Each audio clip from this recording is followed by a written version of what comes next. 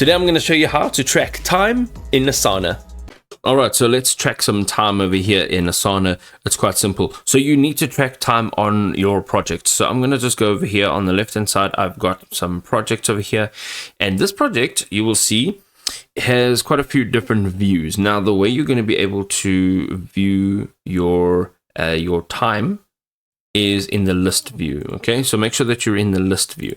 Make sure that you're not in the board view, timeline, dashboard, calendar, all of that. You need to go to list, and here you will see there are a bunch of columns, and it says assignee, due date, priority, and task progress. What you need to do is click on the plus icon, dial in time tracking. You will see this over here. Okay, so once you click on time tracking, you will see it will pull in here. Holding shift, you can move this about. And essentially what's going to happen here is it's going to allow you to add in the actual time for your projects or your tasks. So you can edit this field. You can create the field title.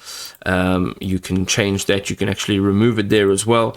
You can move the column to left or to right. You can sort it up and down. You can change the column function so it can actually show subtask totals as well as hide subtask totals, and then you can just hide it completely or remove it from the project. Now what this actually allows you to do is, let's say for example, on video 1 I've been working and I'm clicking here and I'm going to go ahead and click on start timer. Now, if I start timer, this will literally start tracking time from right now.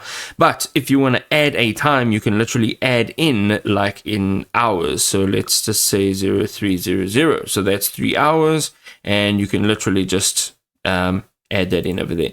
Now, once you click away, that'll be in. Again, if you want to add additional hours in there, go in there, say add time, start timer. Here we are. We are now tracking time for this particular project.